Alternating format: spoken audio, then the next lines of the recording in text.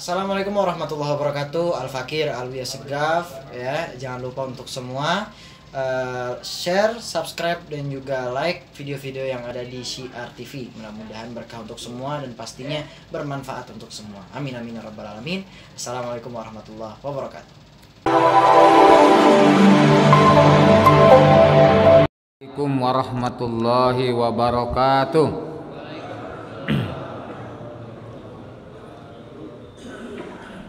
Alhamdulillah allazi arsala rasulahu bil huda wa dinil haqq liyuzhirahu 'alad dini kulli wa kafa billahi syahida.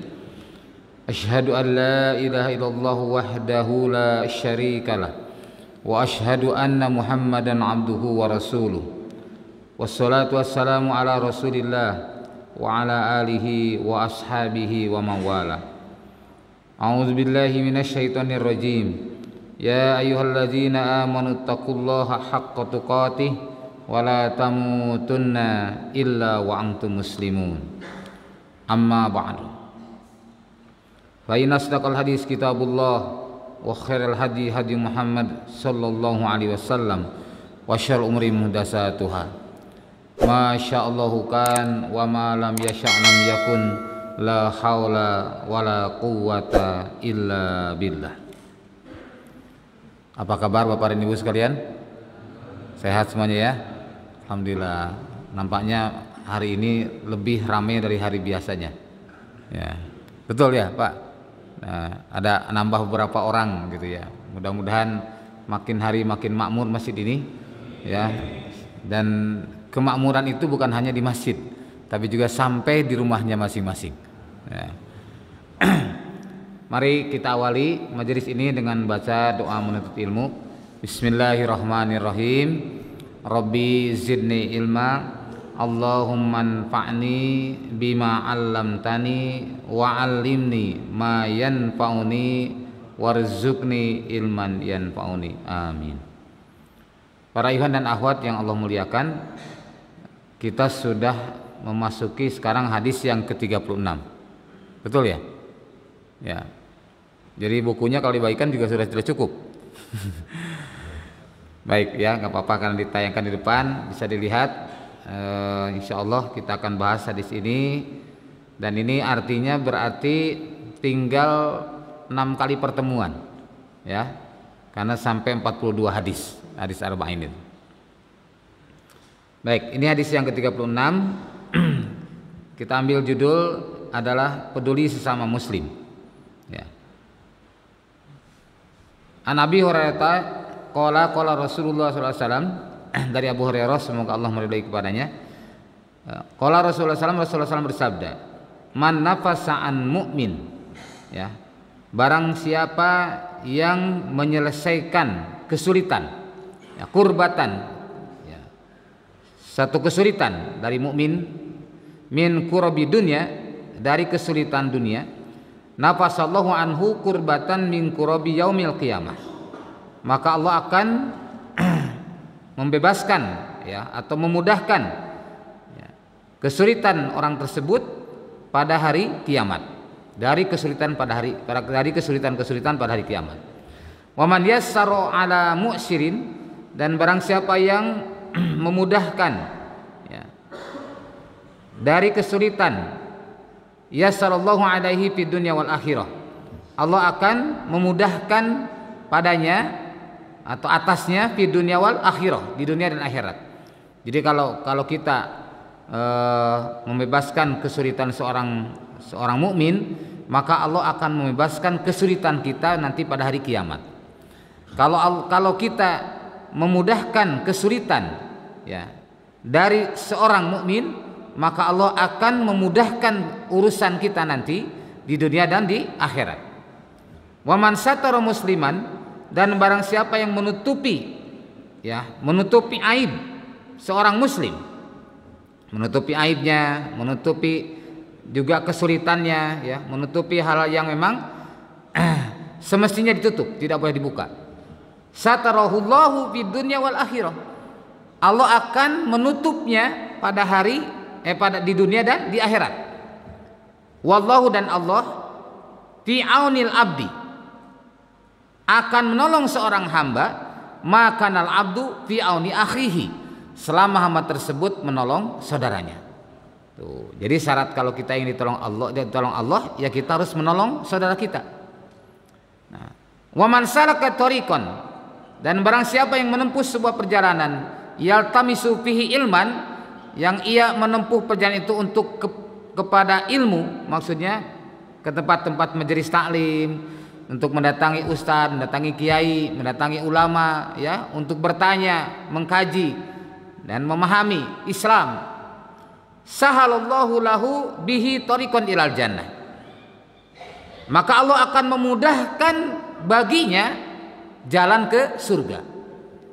Jadi kalau kita sering menghadiri majelis taklim, sering mengunjungi majelis-majelis ilmu, Allah akan mudahkan jalannya ke surga.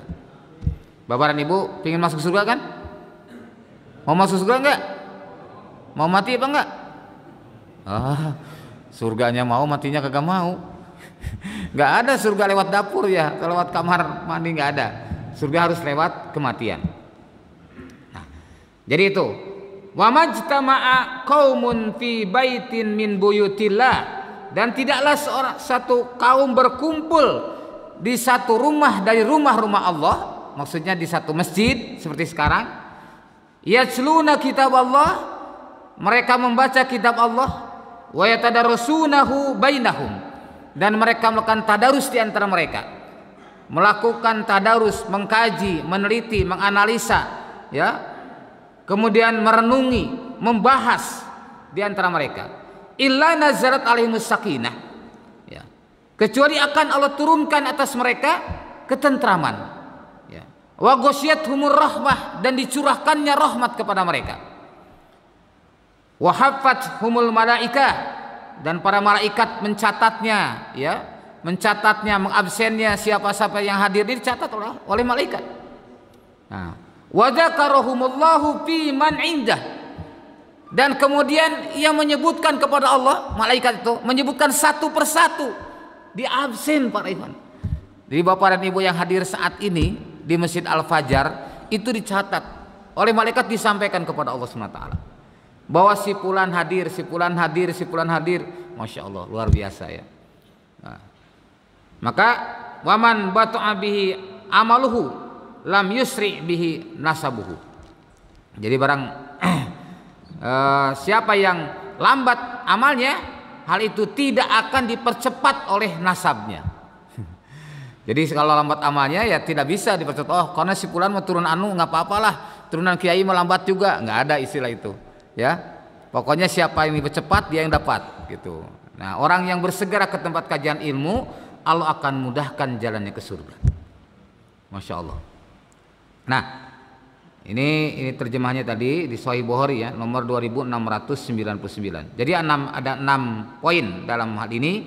Pertama, siapa yang menyelesaikan kesulitan seorang mukmin dari berbagai kesulitan dunia, niscaya Allah akan memudahkan kesulitannya hari kiamat. Ya. Siapa yang memudahkan orang yang sedang kesulitan, niscaya akan Allah mudahkan baginya di dunia dan di akhirat. Siapa yang menutupi aib seorang muslim, Allah akan tutupkan aibnya di dunia dan akhirat. Allah selalu menolong hambanya selama hambanya menolong saudaranya. Siapa yang menempuh jalan untuk mendapatkan ilmu, akan Allah mudahkan baginya jalan ke surga. Sebuah kaum yang berkumpul di salah satu rumah Allah membaca kitab Allah dan mempelajarinya di antara mereka, niscaya akan diturunkan pada mereka ketenangan dan dilimpahkan kepada mereka rahmat, dan mereka dikelilingi malaikat serta Allah sebut mereka kepada makhluk di sisinya. Masya Allah. Jadi malaikat menyampaikan, Allah pun menyebut kepada makhluk yang ada di sekitar di langit dan di bumi itu, disebutkan bahwa si fulan hadir, si fulan hadir. Masya Allah ya. Nah, siapa yang lambat amalnya, hal itu tidak akan dipercepat oleh nasabnya. Jadi tidak ada istilah iman itu tidak bisa diwariskan, ya. Iman itu tidak bisa diwariskan. Iman itu adalah merupakan karunia Allah, tapi kita bisa mempelajarinya, mendidiknya. Jadi kita untuk menjadikan anak yang soleh tidak bisa mendadak. Udahlah, dia kan anak kiai, dia anak ustad, nanti juga soleh sendiri, nggak bisa. Ya, kalau tidak dipimpin, tidak dibina, ya masya Allah. Jangankan anak kiai, anak ustad, anak nabi. Contohnya siapa? Anak Nabi Nuh. Ya, nggak bisa mewarisi iman Nabi Nuh. Tuh. Jadi ada yang bapaknya iman, anaknya kafir. Seperti contoh siapa? Nabi Nuh. Ada yang anaknya iman, bapaknya kafir, seperti Abu Jahal dengan Ikrimah. Tuh, ya. Jadi itulah menunjukkan bahwa iman tidak bisa diwariskan. Ya. Jadi iman itu adalah merupakan karunia Allah Subhanahu wa taala. Allah berfirman dalam surah Yunus, "Walau syaa rabbuka la amana man fil ardi kulluhum jami'a." Sekiranya Allah menghendaki akan diimankan seluruh manusia di muka bumi. Tuh. Kira-kira menurut kita Allah Maha Kuasa tidak mengimankan manusia? Kuasa, Allah Maha Kuasa. Tinggal Allah katakan kun fayakun. Jadilah maka jadi. Kalau atau kata Allah tuh beriman kalian semua, beriman semua. Tuh. Allah Maha Kuasa. Maka apa anta tukrihuna hatta yakunu mu'minin? Apakah kamu akan memaksa manusia untuk beriman? Wa ma kana linafsin an tu'mina illa biiznillah. Tidaklah beriman seseorang kecuali dengan izin Allah. Maka bersyukur para ikhwan. Allah pilih kita menjadi orang beriman, Allah pilih kita menjadi orang Islam. Ini adalah bukan karena kehebatan kita, tapi karena karunia Allah semata-mata. Dan saya yakin di antara kita tidak ada yang pesan waktu di alam rahim atau di alam arwah untuk jadi orang beriman. Ada yang pesan enggak? Tidak ada. Ya. Tapi yang pasti semua makhluk, semua manusia ketika di alam arwah ditanya oleh Allah, "Alastu bi rabbikum?" Bukankah aku adalah sebagai Rabbmu? Qalu, mereka menjawab, "Bala syahidna." Benar ya Allah, kami bersaksi Engkau adalah Rabb kami. Tuh. Kita ini semua sudah mengakui Allah. Jangankan kita, Fir'aun, Namrud, ya, semua mau komunis, mau kapitalis, mau nasionalis, mau apa saja terserah, semua mengakui bahwa Allah sebagai Rabbnya. Tapi ketika sampai di dunia, ada yang dilanjutkan persaksian itu dengan kalimat syahadat, ada yang tidak melanjutkannya.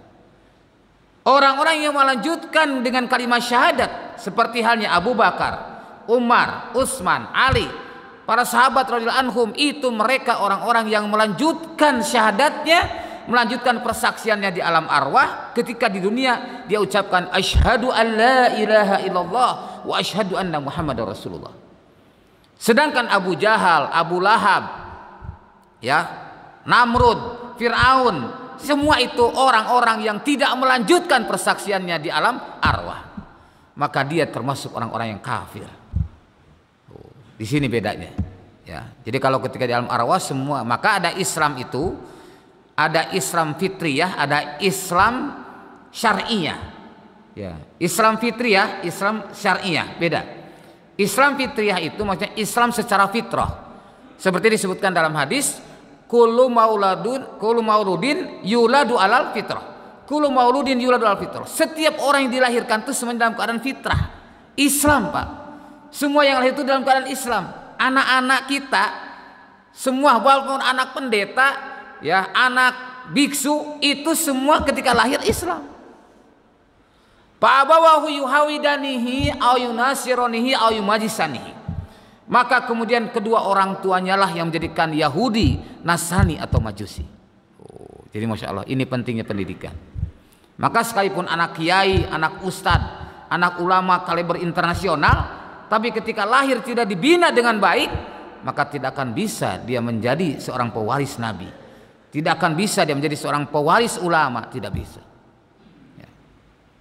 Masya Allah. Nah ini pentingnya pendidikan, bahwa pendidikan tidak bisa mendadak tapi berproses.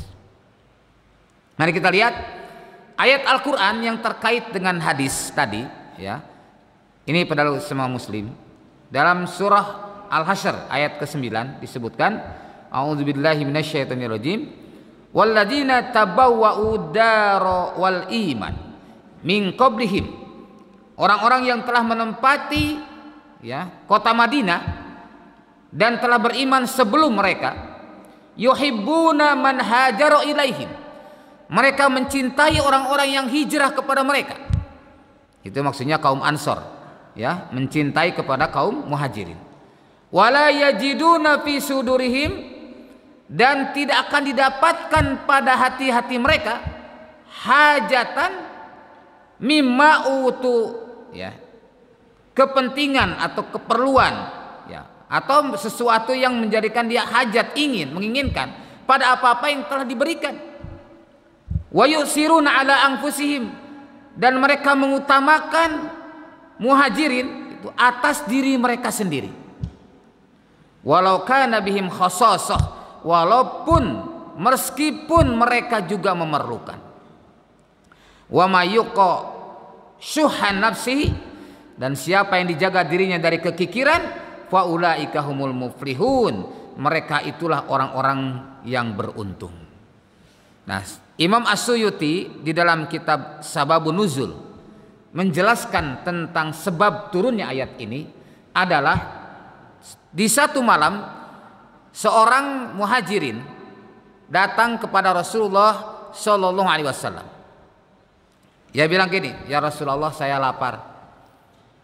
Oh ya, kata Rasulullah. Kemudian Rasul menyuruh seorang sahabat, coba kamu tanyakan pada keluargaku, ke rumah istri-istriku, apakah ada makanan di rumahnya. Ternyata di rumah istri beliau tidak ada makanan. Akhirnya Rasul tawarkan kepada para sahabat. Ya, ini menunjukkan bahwa seorang pemimpin itu meneladani dulu. Ya, jangan jarkoni. Ya, serang ngajar orang ngelakoni gitu. Nah, tapi dicontohin dulu Rasul. Oh, ternyata tidak ada. Maka kemudian Rasul tawarkan, siapa di antara kalian yang siap menjamu orang ini malam ini? Maka ada seorang sahabat langsung mengangkat tangan. Ana ya Rasulullah. Baik, sini. Kalau gitu bawalah orang ini ke rumahmu. Berilah dia makan. Nah, akhirnya dibawalah orang muhajirin ini, dibawa oleh orang Ansor, datanglah ke rumahnya. Nah, ini juga pelajaran juga, ya, bahwa tidak boleh masukkan seseorang ke rumah kita sebelum rumah diamankan dari situasi fitnah. Maka orang ini pun menyuruh kepada tamu tadi, kamu tunggu di luar ya, saya masuk dulu Pak. Akhirnya ketemu dengan istrinya. Jadi jangan, ayo masuk. Istrinya mungkin belum pakai jilbab misalkan ya, tiba-tiba disuruh tamunya masuk. Nah, ini tidak boleh. Makanya diamankan dulu. Sebentar, kamu tunggu dulu. Masuk. Nah, tapi rupanya dia pasang strategi. Ditanya pada istrinya, wahai istriku, adakah makanan untuk tamu malam ini? Kata istrinya apa? Demi Allah wahai suamiku, tidak ada makanan. Ya, saya pun belum menemukan makanan sejak sore tadi sampai sekarang. Kecuali ada sedikit makanan untuk anak-anak kita. Oh, baiklah, alhamdulillah. Kalau gitu kamu klonin, ya, kamu klonin anak-anak kita sampai dia tertidur. Setelah itu kamu siapkan makanan, simpan di sebelah sana, dan aku akan duduk di sebelah sini. Lalu engkau atur lampu itu supaya mati. Masya Allah, ini luar biasa ya. Jadi strateginya begitu. Maka akhirnya si istri melakukan hal itu tanpa ada beban di hati, tanpa ada ngedumel. Ya, kira-kira ibu-ibu gimana nih kalau seperti itu? Ya, gimana nih, bapak ini mementingkan orang lain daripada anak sendiri, kan gitu ya. Nah, ini bedanya kita dengan orang dulu ya. Nah, ini masya Allah, isinya tidak ada ngedumel sedikit pun, Pak. Dia bebas, lapang di hatinya. Kenapa? Tadi wayu siruna. Nah, seperti dalam Al-Quran, wayu siruna ala anfusihim. Mereka lebih mementingkan, lebih mengutamakan orang-orang muhajirin daripada diri mereka sendiri. Maka kemudian setelah selesai, tiba-tiba lampunya mati. Oh, berarti makanan sudah disiapkan. Maka akhirnya sang tamu disuruh masuk. Mari silakan masuk. Silakan, mohon maaf nih lampunya mati. Ada makanan sedikit di situ, silakan dinikmati. Ayo kita makan. Tamunya mengira pribumi itu pun ikut makan. Padahal pribumi dan seluruh isi rumah itu menahan lapar sampai pagi hari. Masya Allah, luar biasa. Inilah yang akhirnya Rasulullah SAW keesokan harinya bertemu dengan sahabat tadi. Rasul menceritakan, sungguh Allah tertawa. Allah tertawa, maksudnya tertawa di sini, maksudnya Allah gembira, ya, melihat, menyaksikan kalian berdua untuk memuliakan tamu sampai rela menahan lapar sampai pagi hari. Masya Allah. Saya tanya nih, kira-kira jamaah Masjid Al-Fajar ada nggak yang seperti itu? Masya Allah, luar biasa ya. Nah ini para ikhwan. Jadi kebiasaan mengutamakan orang lain memang tidak mudah. Ya, ini juga ditemukan juga dalam perang Yarmuk. Di perang Yarmuk, ya. Perang Yarmuk itu di masa Khalifah, bukan di masa Rasulullah. Nah, di satu saat begitu selesai perang Yarmuk, banyak orang-orang yang kena luka. Ya. Nah, tibalah saatnya seorang paman lihat keponakan dalam keadaan terengah-engah, ya kena lukanya, dia minta minum, diambillah gelas ini. Begitu mau diberikan, orang ini mendengar erangan sakit dari temannya. Lalu paman, berikanlah pada dia lebih membutuhkan daripada aku. Diberikan, Pak. Ya. Begitu sampai yang kedua pun begitu meminum, dia mendengar erangan sakit temannya yang dirasakan lebih dahsyat daripada dirinya. Maka ia pun bilang, berikanlah kepadanya. Tapi apa yang terjadi? Belum sampai kepada orang ketiga, orang ini keburu syahid. Lalu ia kembali pada orang kedua pun akhirnya syahid. Dan kembali yang pertama, orang pertama pun akhirnya syahid. Semua syahid dan air itu masih ada pada tangannya. Masya Allah. Ini wa yusiruna ala anfusihim. Kepedulian kepada orang lain sampai seperti itu. Masya Allah. Maka wajar kalau Rasul bersabda, man kana yu'minu billahi wal yaumil akhir falyukrim dhaifahu. Barang siapa yang beriman kepada Allah dan hari akhir, maka dia hendaklah memuliakan tamunya. Wa man kana yu'minu billahi wal yaumil akhir, dan barang siapa yang beriman kepada Allah dan hari akhir, falyukrim jarahu, dia memuliakan tetangganya. Jadi Masya Allah, ya. Jadi terjaga dari sifat kikir. Oke, kita lihat ada 6 hal pokok terkandung dalam hadis ini. Pertama adalah menyelesaikan kesulitan mukmin. Ya. Menyelesaikan kesulitan mukmin. Yang kemudian memudahkan kesulitan. Nah, apa bedanya menyelesaikan kesulitan dengan memudahkan? Nah, tentu beda ya. Kalau menyelesaikan itu tuntas, gitu. Kalau memudahkan sebatas membantu, meringankan. Kemudian menutupi aib seorang muslim. Lalu menuntut ilmu, memudahkan ia meraih surga. Mewujudkan majelis ilmu, mendatangkan sakinah dan rahmat. Jadi kalau kita ingin tenang, ingin tentram, sering hadirlah di majelis ilmu. Karena itu disebut oleh Rasul adalah majelis surga. Ya.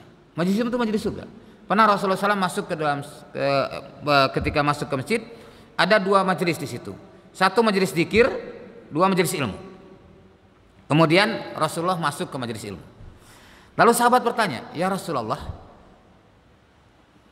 kenapa engkau tidak masuk majelis zikir? Bagaimana menurut engkau? Kata Rasulullah, majelis ilmu adalah baik, majelis zikir adalah baik. Tapi aku diturunkan Allah untuk menyampaikan risalah, menyampaikan ilmu, maka aku datang di majelis ilmu. Ini artinya apa? Tidak boleh saling mencaci maki antara majelis zikir dan majelis ilmu. Ya. Kedua-duanya mendapatkan kebaikan, tapi Rasul mengutamakan ilmu. Kenapa? Karena ilmu itu sifatnya terus kontinuitas, bersambung dan terus meningkat. Kalau majelis zikir kan mungkin tetap, ya enggak? Kita zikir kan tetap enggak? Apa tiap zikir ada tambahan? Tidak kan? Paling sekarang saya baru tahu ini ada tambahan zikir, bisa saja begitu. Tapi mungkin hanya sedikit. Tapi kalau majelis ilmu terus bertambah dan bertambah. Itulah maka Rasul memilih majelis ilmu. Bukan berarti majelis zikir buruk. Tetap oleh Rasul disebutkan majelis zikir adalah baik, majelis ilmu adalah baik. Tapi aku diturunkan Allah untuk menyampaikan risalahnya, maka aku hadir di majelis ilmu. Nah, kemudian yang keenam, memprioritaskan kajian kitab Al-Quran. Di dalam segala aspek, maka saya tadi sebelum menyampaikan hadis, sampaikan dulu ayat Al-Quran yang berkaitan dengan hal ini. Nah, kita lihat satu-satu. Menyelesaikan kesulitan mukmin.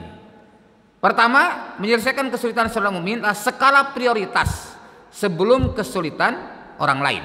Maksudnya sebelum kesulitan yang lain ada muslim, ada non muslim. Nah, di situ maka kata Rasul kan bahwa tetangga itu ada 3 macam. Ada tetangga yang punya 1 hak, tetangga punya 2 hak, tetangga punya 3 hak. Ya, tetangga yang 1 hak itu tetangga orang kafir. Orang kafir, dia tetangga tetap harus dihargai, harus dihormati, nggak boleh diganggu. Ya, ini Islam rahmatan lil alamin demikian. Kemudian yang kedua tetangga yang punya 2 hak. Dia tetangga, dia juga seorang muslim. Yang ketiga punya 3 hak. dia tetangga, dia muslim, dan dia nasab kita. Ya, nasab kita, ada hubungan darah dengan kita. Itu tentu lebih diutamakan. Nah, kemudian menyelesaikan kesulitan jauh lebih mulia dan terasa berat bagi kebanyakan orang daripada sekedar membantu meringankan. Betul nggak? Menyelesaikan, Pak. Kalau sekedar membantu kan, ya sudah, saya bantu. Saya kebutuhannya 1 juta, ya udah saya bantu di 50.000, membantu sifatnya juga. Ya, jadi dia masih punya pikiran yang lain. Tapi kalau menyelesaikan, berapa keperluan 1 juta? Nih, udah saya kasih 1 juta. Bahkan dilebihkan, tambah 1.100.000 misalkan. Nah, ini namanya menyelesaikan. Sehingga dia tidak berpikir mencari yang lain. Itu lebih mudah apa lebih sulit? Lebih sulit apa lebih mudah?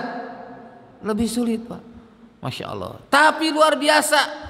Allah janji orang-orang seperti ini Allah akan nolong kepada setiap kesulitannya di dunia dan di akhirat.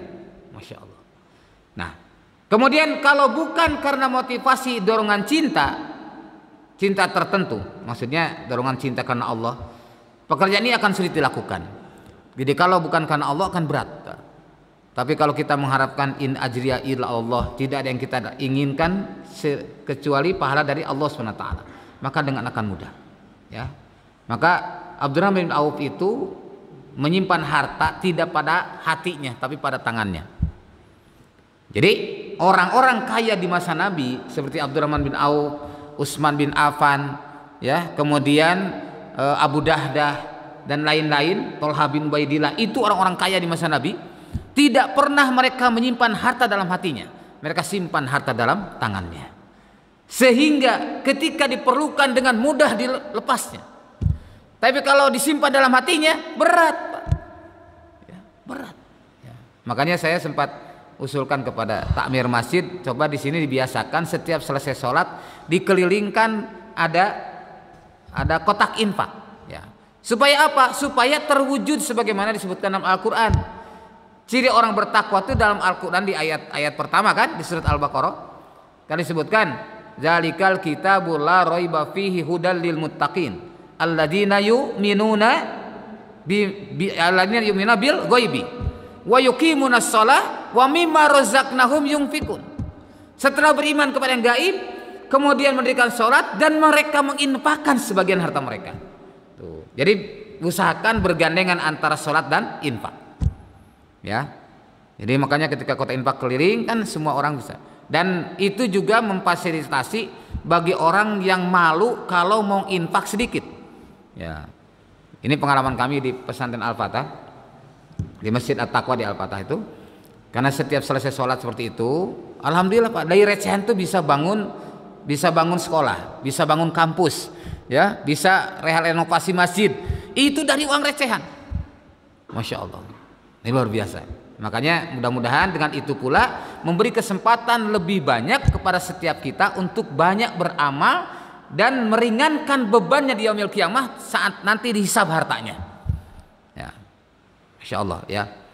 Tadi saya lihat keliling, ya itu tidak mengapa, ya bingung. Tapi kalau lagi sholat kan berarti semua, ya kan tidak semua orang yang ikut sholat ikut ngaji, ya enggak. Ada yang mereka pulang, mungkin mereka bawa uang. Kalau kontak infak, masa dia tidak malu untuk tidak memasukkan? Nah gitu. Jadi setidaknya paling tidak masuk terus, makin hari makin banyak. Sehingga dengan itu banyak kesulitan yang bisa kita selesaikan. Termasuk tadi mungkin sekitar Masjid Al-Fajar ini banyak orang miskin, ada orang-orang duafa, anak-anak yatim yang tidak tersantuni, itu bisa jadi sasaran kita. Ya. Nah, menyelesaikan kesulitan sama dengan menghilangkan beban seseorang. Memindahkan kesulitan atau masalah mukmin ke pundak kita jika dilakukan dengan ikhlas tanpa menuntut atau motivasi apapun selain ridho Allah, maka Allah akan memberikan pahala dan kemuliaan yang luar biasa. Masya Allah. Nih yang pertama. Kemudian yang kedua, memudahkan kesulitan. Kalimat ini umum tidak dibatasi. Maka maknanya berarti segala kesulitan apapun dan kepada siapa saja, baik pribadi maupun komunitas, baik muslim maupun non muslim, bahkan kepada hewan sekalipun. Kenapa kalimat ini demikian? Karena coba lihat kembali dulu kepada hadisnya. Di sini kalimat dalam hadisnya tidak disebutkan muslim. Nih, yang pertama disebutkan man nafasa an mu'min kurbatan min kurabi dunya, disebutkan mukmin. Yang kedua tidak. Ya. Kemudian yang kedua adalah waman yassara ala mu'sirin. Barang siapa yang memudahkan atas kesulitan, yassarallahu alaihi fid dunya wal akhirah. Ya, tidak disebutkan mukmin atau muslim. Betul? Pada yang ketiga disebutkan lagi waman satara musliman. Tuh, ya. Jadi ini melihat hal ini, kalau misalkan bisa diatopkan, ya bisa saja, tapi dengan tidak diatopkan menunjukkan keumuman lafaz tersebut. Ya. Jadi itu menunjukkan bahwa kepada muslim atau non muslim, kepada hewan ataupun apapun, ya kita tetap melakukan atau memberikan bantuan kepada mereka. Memudahkan kesulitan sama dengan memberi ruang kepada muslim lainnya untuk menyelesaikan masalah dirinya. Nah ini contoh. Pesantren Al-Fatah di Sumedang, Pak. Sumedang, Tanjung Sari Sumedang. Ya. Itu dulu ketika akan dibangun perlu pembebasan tanah. Salah seorang ikhwan kita, ya nggak apa-apa kalau kebaikan boleh disebut ya. Namanya Bapak Soni Sugema, rahimahullah. Beliau sudah meninggal. Ya, itu saya kenal beliau ketika dalam keadaan miskinnya. Ya, tapi sampai Allah memberikan kekayaan luar biasa. Nah pada saat itu, kemudian saat pembebasan pembebasan tanah ditawarkan kepada jamaah, gimana siapa yang siap untuk bantu? Terus akhirnya beliau menyatakan, sudah begini saja, berapa keperluannya, kemudian nanti 50% saya yang nanggung, 50% lagi serahkan kepada semua ikhwan yang ada ini agar mereka punya kesempatan untuk beramal.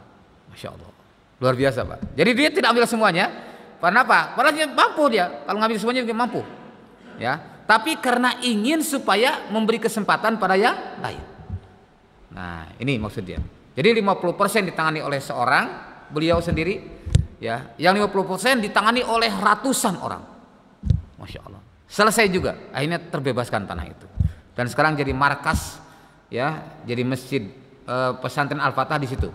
Ya, markas jamaah muslimin di Tanjung Sari. Kemudian membebaskan hutang kepada saudaranya, kepada saudara muslim yang terlilit hutang. Nah ini juga termasuk.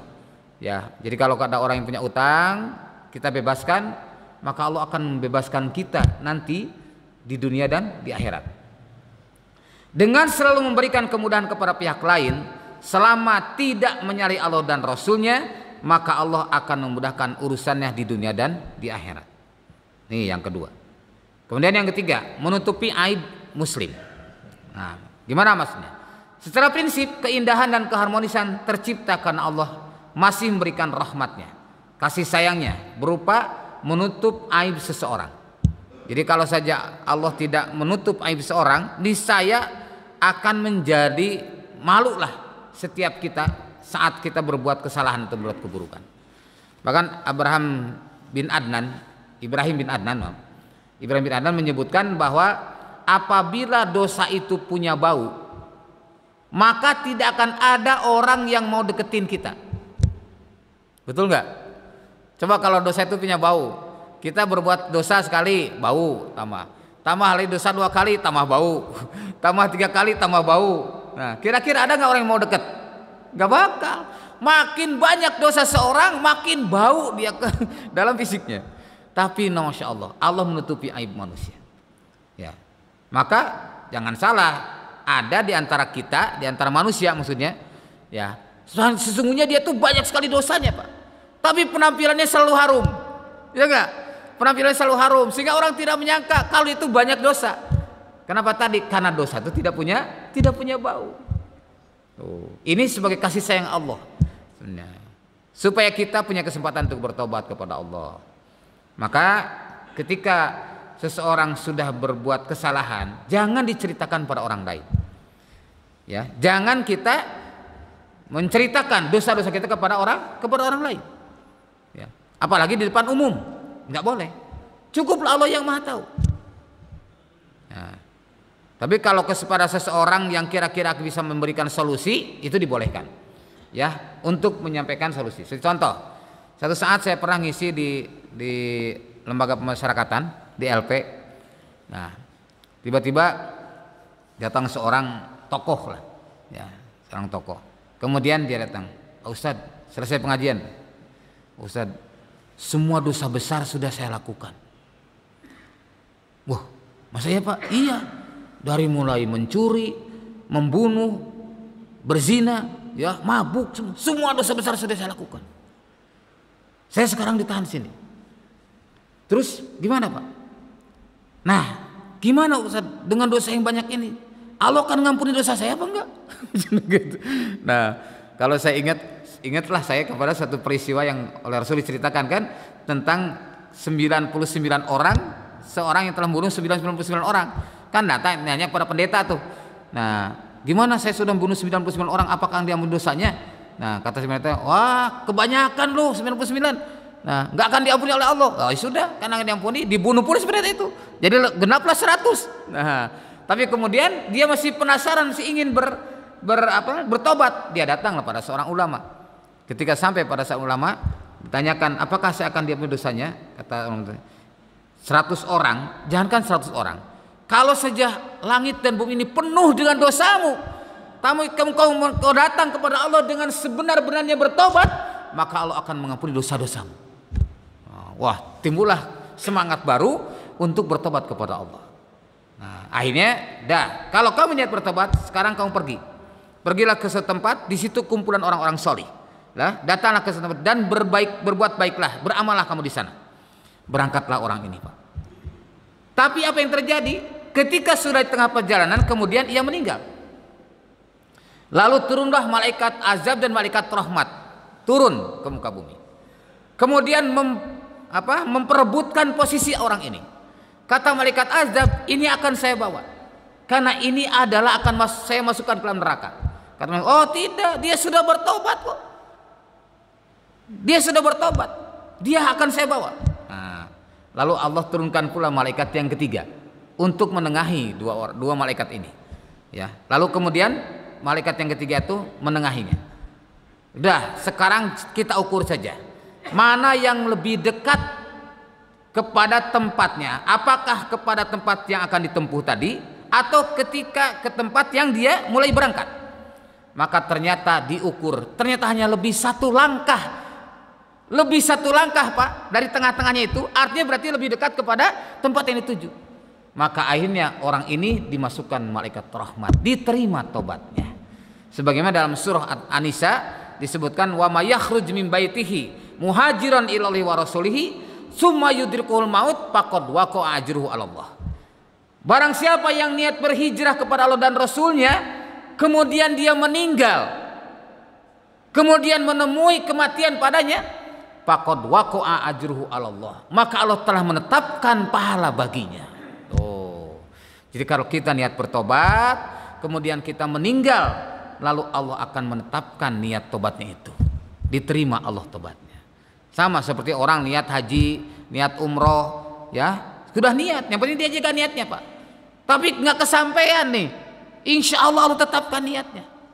Ya, maka Bapak dan Ibu semuanya, bagi yang belum daftar haji, walaupun antriannya panjang, bismillah daftar saja.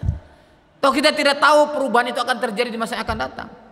Ya, nah maka itu niat itu dibuktikan, ya, dibuktikan dengan langkah. Gitu. Jadi kalau cuman baru udahlah, ya, itu baru baru harapan, tapi belum jadi niat. Tapi kalau sudah niat itu sudah melangkah. Ya, baik. Jadi seorang suami akan terlihat sangat buruk di mata istrinya ketika ia dengan transparan melihat keburukan dan kesalahan suaminya. Seperti melihat ikan dalam akuarium yang baru dikuras sehingga lupa akan semua kebaikan suaminya. Nah ini makanya seringkali ketika ditanya, banyak istri-istri yang masuk neraka karena kurang bersyukur pada suaminya. Nah kenapa? Ketika suaminya banyak berbuat baik, dia kurang mensyukurinya. Tapi ketika suaminya itu berbuat buruk, seolah tidak pernah berbuat kebaikan padanya. Masya Allah. Maka disebutnya banyak muslimat yang masuk neraka, banyak perempuan yang masuk neraka nanti, sebagian besar karena tidak mensyukuri nikmat daripada suaminya. Ya, mudah-mudahan istri-istri Masjid Al-Fajar ini, ya, itu termasuk orang muslimat yang solihah, ya, sehingga bisa bersama suaminya di surganya nanti. Ya, tapi jangan lupa bapaknya pun harus solih. Ya, jangan nuntut istrinya jadi soleh tapi bapaknya tidak soleh. Ya, nggak bisa. Harus seimbang. Ya. Begitu juga ketika seorang pemimpin tidak akan dihormati dan disegani lagi ketika rakyatnya atau pengikutnya bisa dengan leluasa melihat terang benderang seluruh kesalahan dan kekelaman masa lalunya. Nah, ini jadi memang Masya Allah ini pentingnya keterbukaan dalam hal-hal tertentu, tetapi tetap kalau urusan aib, urusan dosa kita harus sembunyi, kita serahkan kepada Allah SWT. Rahmat Allah kepada hambanya dengan menutup aib hambanya di dunia dan akhirat, karena hamba tersebut menutupi aib saudaranya. Jadi kita tahu misalkan ini saudara kita ini pernah berbuat salah, ya taruhlah misalkan bapak atau ibu satu saat melihat temannya ya melakukan kesalahan atau melakukan dosa. Kita tahu, orang lain tidak tahu. Maka cukuplah kalau kamu mau kita nasihatin dia dan tidak perlu disebarluaskan. Ya, karena kita menyebarluaskan aib seorang lain itu artinya berarti kita memotong tangan di tubuh kita sendiri. Ya, kalau istilah Sunda motong telunjuk di atas paha katanya gitu ya. Ya. Jadi itu, jangan sampai seperti itu. Karena itu akan melukai diri kita sendiri. Allah akan menolong seorang hamba selama ia menolong saudaranya. Nah, kemudian menuntut ilmu mudah meraih surga. Menuntut ilmu adalah salah satu jalan mudah mendapatkan keridhaan Allah Azza wa Jalla dan dimudahkan jalannya menuju surga. Ini hadis riwayat Muslim nomor 2669. Menuntut ilmu adalah jihad fisabilillah. Di hadis Ibnu Majah nomor 227. Dengan ilmu bisa mengetahui yang tersirat dari yang tersurat. Jadi bisa menangkap sesuatu yang tak nampak itu dari ilmu. Allah menaikkan derajat orang berilmu seperti di surat Al-Mujadilah ayat 11. Ilmu menyelesaikan permasalahan sebagaimana di surat 17 surat Al-Isra ayat 36. Ilmu adalah warisan para nabi. Ini hadis riwayat Abu Daud, Tirmizi dan Ibnu Majah dalam Sahihul Jami nomor 6297. Allah membedakan orang berilmu dengan yang tidak berilmu seperti di surat Az-Zumar. Surat 39 ya, surat Az-Zumar ayat ke-9. Ya, jadi diibaratkan orang yang buta dengan orang yang melek. Ya. Apa bedanya? Kalau misalkan di masjid ini atau malam ini, di satu malam, orang buta dan orang melek ketika tidak ada cahaya dalam keadaan gelap gulita, sama apa tidak? Sama apa tidak? Sama, tidak bisa melihat kan? Nah, kapan perbedaan itu terjadi? Ketika muncul cahaya, walaupun seberkas cahaya muncul, akan beda orang melek dengan orang buta. Orang yang bisa melihat dengan orang yang buta. Demikian pula orang yang berilmu dengan orang yang tidak berilmu. Maka orang berilmu dan tidak berilmu itu ibadahnya berbeda, Pak. Bapak, misalkan kita semua ya sholat nih. Pas saat sholat kita pertama kali itu hanya ikut-ikutan. Orang lain ruku, sujud, ya. Pokoknya semua gerakan ngikutin orang lain. Itu beda nilainya dengan ketika kita sudah dapat ilmunya. Oh, ternyata Rasulullah SAW dimulai daripada takbir, ya, diakhiri dengan dengan salam. Gerakannya seperti ini. Gerakannya takbir atau ahadwa mangkibaihi atau ahadwa mengudunaihi dengan ilmu. Jadi bukan ikut-ikutan, lihat. Oh segini, oh ngikutin. Nanti ketika orang ada yang takbirnya begini, ngikutan juga takbir begini. Kan repot kalau tanpa ilmu. Nah, tapi kalau dengan ilmu, oh ternyata segini. Tanya, oh ternyata dalam hadis hadwa mangkibaihi atau hadwa udunaihi. Nabi itu sejajar dengan bahu atau sejajar dengan telinga. Dua-duanya boleh. Ya. Dengan ilmu beda pahalanya. Tuh, ya. Maka pentingnya di situ ilmu. Nah, kemudian ilmu menjadi penyebab datangnya kebaikan dunia dan akhirat. Dalam hadis riwayat Bukhari nomor 71 dan Muslim 1037. Jadi dengan ilmu Allah datangkan berbagai kebaikan di dunia dan akhirat. Ya, Masya Allah. Nah, yang kelima, mewujudkan majelis ilmu mendatangkan sakinah dan rahmat. Jadi majelis ilmu atau tempat belajar adalah sebuah tempat yang mulia. Allah melimpahkan rahmatnya kepada yang hadir di majelis. Hati para penuntut ilmu diliputi rasa ketenangan dan kedamaian. Allah menghadiahi kemuliaan pada orang-orang yang gemar duduk di majelis ilmu untuk belajar dan berzikir. Majelis ilmu adalah taman-taman surga. Ya, seperti dikatakan oleh dalam riwayat Tirmizi nomor 3510. Nah, yang terakhir, 6, memprioritaskan kajian kitab Allah atau Al-Qur'an. Pertama, membaca Al-Qur'an itu lebih utama daripada membaca tasbih, tahlil dan zikir-zikir lainnya. Ini lihat Al-Qur'an surah 35, surah Fatir ayat 29 sampai 30. Jadi, bukan tidak boleh berzikir, zikir tetap harus, tapi jangan sampai melupakan membaca Al-Qur'an. Jadi jangan sampai merupakan baca Al-Quran. Tetap zikir kita lakukan setiap selesai sholat, setelah itu baca Al-Quran. Maka kami biasa di sana membiasakan, diarahkan, dihimbau supaya jamaah semuanya setelah selesai sholat mohon tidak pulang terlebih dahulu sebelum membuka Al-Quran, membaca Al-Quran minimal 5 menit, Pak. Coba. Itu kita arahkan minimal 5 menit. Coba kalau misalkan di Masjid Al-Fajar nih, setiap selesai sholat, sebelum pulang, selesai zikir nih, selesai berdoa, kita baca Al-Quran minimal 5 menit. Buka mushaf masing-masing, Masya Allah. Rasakan nanti akan terjadi perubahan suatu yang luar biasa. Ya, jadi ketika lakukan itu akan terjadi suatu perubahan yang luar biasa. Maksudnya perubahan kebaikan. Ya. Perumpamaan seorang mukmin yang membaca Al-Quran ialah ibarat buah utrujah, baunya harum dan enak rasanya. Ya. Jadi ketika Nabi menyampaikan masalah ini di hadis Bukhari Muslim, kan ada orang yang kalau orang yang mukmin yang membaca Al-Qur'an itu seperti buah utrujah, itu buah yang manis rasanya, ya. Kemudian juga enak rasanya. Enak rasanya, baunya juga harum baunya. Nah, ada yang seperti halnya juga seperti buah jeruk lah. Seperti ya, kalau kita jeruk juga gitu kan. Ada yang buah itu dia manis tapi tidak bau, ya, tidak harum. Ada yang harum tapi tidak manis. Nah, gitu ya. Nah, seorang mukmin yang baca Al-Quran adalah ibarat buah yang manis dan harum. Membaca satu huruf dari Al-Quran dihitung untuknya satu kebaikan, dan pahala satu kebaikan adalah 10 kali lipat. Al-Quran menentukan tinggi atau rendahnya tempat di surga bagi pembacanya. Masya Allah. Ya, nah ini slide terakhir. Bolehnya iri atau ghibthah kepada seorang yang dianugerahi Allah kemampuan membaca dan mengamalkan Al-Quran yang selalu ia lakukan siang dan malam. Jadi boleh iri. Di sini iri bukan hasad. Ghibthah itu iri tanpa dengki. Kalau hasad itu iri dengan dengki.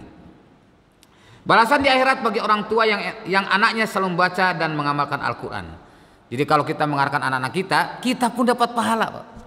Ya, Masya Allah. Membaca Al-Quran akan mendatangkan ketentraman, ketenangan, kedamaian, dan rahmat Allah akan selalu menyertainya. Baik, ini ada pertanyaan. Dalam setiap ayat surah-surah Al-Quran digambarkan alam surga yang di bawahnya mengalir sungai-sungai. Apakah bisa dimaklumi bahwa dalam dasar alam surga adalah aliran amal soleh dan menyalurnya ilmu pengetahuan bagi muslim yang mukmin. Oh, maksudnya apakah itu kalimat majaz atau kalimat kiasan gitu ya? Kalimat majaz atau kalimat yang sebenarnya? Ya.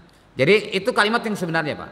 Kalau kita baca tafsir, ya, tafsir dengan hadis-hadis yang menerangkan tentang bahwa di surga itu tajri min tahtiyal anhar, mengalir di bawahnya surga-surga, itu bukan kalimat majazi, bukan kalimat kiasan, ya. Tapi yang sebenarnya nanti itu akan ada sungai madu, sungai susu, bahkan sungai arak, ya. Jadi kita yang di dunia mengharamkan arak, di surga nanti makan arak sebanyak mungkin tidak akan mabuk. Dijamin tidak akan mabuk, ya. Karena tidak ada sesuatu yang buruk di surga itu. Semuanya kebaikan. Ya, jadi itu adalah benar. Ada sungai madu, ada sungai susu, dan sungai-sungai yang lainnya. Ya, Masya Allah. Mungkin pokoknya apa yang diharapkan di dunia akan terjadi di akhirat nanti. Semua kebaikan dunia akan Allah berikan kepada ahli surga. Semua keburukan dunia Allah akan berikan kepada ahli neraka. Tuh, tinggal kita pilih saja di situ.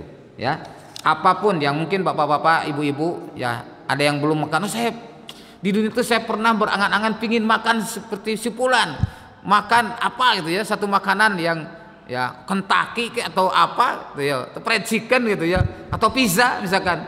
Karena waktu di dunia saya ragu makannya, takut itu subhat atau apalagi haram gitu ya. Sekarang saya pingin menikmatinya, ya Allah, itu langsung Allah datangkan, Pak. bahkan jauh lebih enak daripada makanan di dunia. Masya Allah, luar biasa ya. Makanya semua hendaknya ingin memasuki surganya Allah, tentunya dengan ridho Allah ya. Saat ini saya lihat banyak ustadz yang dalam ceramahnya menjelek-jelekan golongan Wahabi atau Salafi. Apakah ini termasuk bertentangan dengan hadis ini? Para ikhwan rahimakumullah, ketika ada perbedaan itu bukan sebuah kesalahan. Ya, jadi perbedaan itu jangan diidentikan salah hanya karena beda lalu dianggap salah. Ini tidak adil, tidak bijaksana. Maka saya sampaikan ada dua buku yang mungkin para ikhwan bagus kalau dibaca. Pertama adalah judul bukunya Bersikap Adil Terhadap Wahabi. Ya, itu bagus. Di sana menjelaskan tentang siapa sih yang disebut dengan Wahabi itu. Lalu bagaimana kita bersikap kepada mereka? Jelaskan. Nah, kemudian yang kedua, buku yang juga muncul adalah tentang titik temu antara Wahabi dan NU. Itu yang ditulis oleh Profesor Dr. Mustafa Yakub yang jadi imam Masjid Al-Istiqlal ya. Nah, beliau menulis itu, rupanya di dalamnya luar biasa, Masya Allah. Saya belum pernah baca buku itu, tapi baru lihat videonya. Dilihatkan bukunya warna biru ya, warna biru, dibaca olehnya, isinya Masya Allah luar biasa. Dan itu sih yang kita harapkan. Jangan sampai hanya ada permasalahan-permasalahan kecil berbeda diterjemahkan salah. Ya, jangan kita menjadi seperti orang buta pegang gajah. Orang buta pegang gajah gimana? Yang ada lima orang buta nih. Yang satu pegang belalainya. Dia bilang, oh gajah itu seperti ular besar. Yang pegang gadingnya, enggak, gajah itu seperti senjata tajam. Yang pegang kakinya, oh gajah itu seperti pohon besar. Ya, kemudian ada lagi yang pegang telinganya, oh gajah itu seperti kipas katanya. Yang pegang ekornya, enggak, gajah itu seperti pecut, seperti cemeti. Nah, ini orang-orang buta pegang gajah masing-masing dipegang, akhirnya menyalahkan yang lain karena ketidaktahuannya. Nah, maka dalam hal ini saya menghimbau ya, bagi mereka yang punya paham Salafi, jangan juga menyalahkan orang lain ketika belum paham tentang apa yang mereka amalkan. Orang yang bukan Salafi pun jangan menyalahkan Salafi ketika dia belum paham terhadap apa yang dia amalkan. Maka sebaiknya saling menghargai. Adakan jalur diskusi, dialog, ya, silaturahim. Insya Allah akan terhindar dari berbagai macam perpecahan tadi. Nah, jangan sampai potensi perbedaan ini dijadikan ajang untuk diadu domba oleh musuh-musuh Allah. Ini para ikhwan. Ya. Seperti pernah saya sampaikan di sini dulu, masih ingat ya, tentang kisah seorang kita suatu majelis yang meninggalkan masjid hanya karena diganti ustadznya. Nah, rupanya ustadznya itu kenapa? Ustadz yang berikutnya itu tidak dikenal olehnya. Akhirnya ia meninggalkan majelis. Ini bukan seorang dua orang, Pak, ratusan, Pak. Masya Allah. Coba di satu masjid, masjidnya lebih besar daripada ini, Pak. Ya, satu masjid di luar Jawa sana. Saya tidak sebutkan tempatnya, ini karena masalah aib. Tapi saya ngisi di situ ada kapasitas mungkin kurang lebih 3.000 jamaah. Nah, demikian. Begitu disampaikan, ya Ustadz, ada satu yang memalukan di sini katanya. Apa? Jamaah meninggalkan masjid. Kenapa saya bilang? Jadi waktu itu katanya Ustadz yang ditunggu-tunggu tak kunjung datang. Lalu ada berita bahwa Ustadz tersebut memang tidak bisa datang karena uzur. Akhirnya saya sebagai takmir masjid, saya carikan gantinya. Temulah gantinya dan kemudian disampaikan, Bapak dan Ibu sekalian, ikhwan dan akhwat, mohon maaf, Ustadz yang kita tunggu-tunggu tidak kunjung datang, ternyata beliau uzur, tidak bisa hadir. Maka saya sudah siapkan penggantinya untuk mengisi kajian pada pagi ini. Maka tiba-tiba, Pak, sebagian besar jamaah itu berdiri dan meninggalkan tempat. Masya Allah, meninggalkan masjid. Itu Ustaz. Waduh, masa begitu, Pak? Iya. Jadi siapa yang ada tersisa? Ada yang tersisa tinggal sedikit. Sebagian besar rupanya mereka pengagum Ustaz tersebut. Nah, qadarullah, saya kan ingin tahu apa masalahnya. Nah, di situ saya tidak dapat jawaban. Kemudian saya ngisi di masjid lain, masih di pulau tersebut. Nah, tiba-tiba selesai ngisi pengajian di situ, saya singgung di tengah pengajian itu. Harus menjaga ukhuwah antara kaum muslimin. Jangan sampai seperti terjadi satu masjid hanya diganti ustadznya, dia meninggalkan tempat. Ini tentu sesuatu yang tidak terpuji sebenarnya. Nah, qadarullah Pak, selesai seperti ini, saya turun dari tempat duduk, tiba-tiba ada 4 orang menghampiri saya. Assalamualaikum Ustaz. Waalaikumsalam. Ustaz, mohon maaf, kami mau bicara, bisa? Oh iya, boleh. Di mana? Sana aja Ustaz. Saya dibawa keluar masjid, di sudut masjid sebelah sana. Ya, dia tidak di masjid, dibawa keluar masjid sana, di sudut sebelah kanan. Nah, terus di mana? Jadi begini Ustaz, karena Ustaz tadi menyinggung orang-orang yang meninggalkan majelis, jujurlah kami berempat ini termasuk di antara mereka. Oh, masya Allah, alhamdulillah, saya bersyukur pada Allah bisa berjumpa dengan antum, sehingga bisa klarifikasi gitu. Apa yang sebenarnya yang terjadi?